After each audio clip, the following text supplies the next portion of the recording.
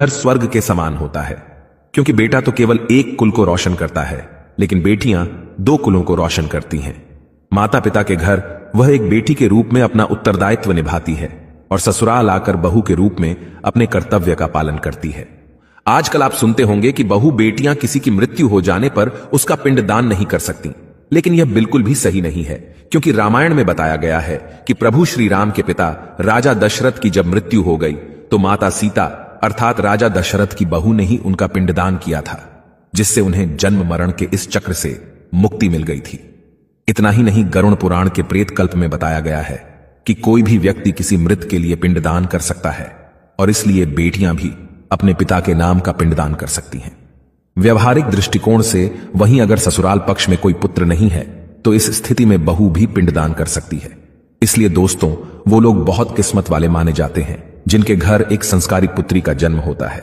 शायद यही कारण है कि बेटियों को लक्ष्मी का दर्जा दिया गया है। बहुत से लोगों की सोच होती है कि बेटी है तो बिना समय गंवाएं और पढ़ाई में पैसे खर्च किए जल्द से जल्द शादी कर दो, लेकिन यह छोटी सोच बेटी के भविष्य को बर्बाद कर देती है। जरा सोचकर देखिए, एक बच्चे के मन में कितने सपने होते हैं।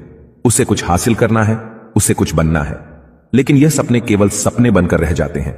इसलिए अपनी बेटियों को सपने पूरे करने का अवसर देना चाहिए। उन्हें जीवन में हर खुशी दें जिसके लिए आप सक्षम हैं और जो उन्हें मिलनी चाहिए। एक पुत्र से ज्यादा पुत्री हमेशा अपने माता पिता के लिए सोचती है।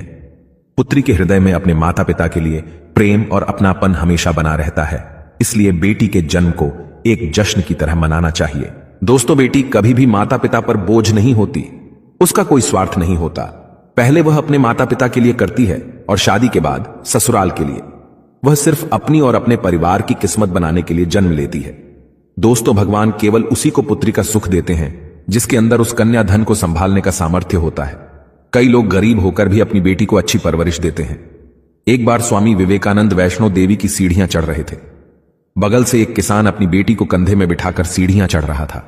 तभी स्वामी विवेकानंद जी ने कहा कि बाबा, आपकी बेटी का बोझ आपको लग रहा होगा, इसको मैं उठा लेता हूं और माता वैष्णो के दरवाजे तक ले चलता हूं। तब किसान ने स्वामी विवेकानंद से कहा कि बेटी कभी भी बाप के कंधे पर बोझ नहीं होती। बेटी अगर बाप के कंधे पर हो तो बाहर के बोझ को हल्का कर देती है।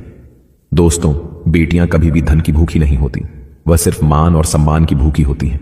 अब आप यह जरूर सोच रहे होंगे कि कौन से कर्म करने के बाद किसी के घर में बेटी जन्म लेती है। गरुड़ पुराण में बताया गया है कि जो मनुष्य सदा ही पुण्य करता है और दान धर्म करता है, उसी को अगले जन्म में स्त्री रत्न पुत्री रूप में प्राप्त होती है।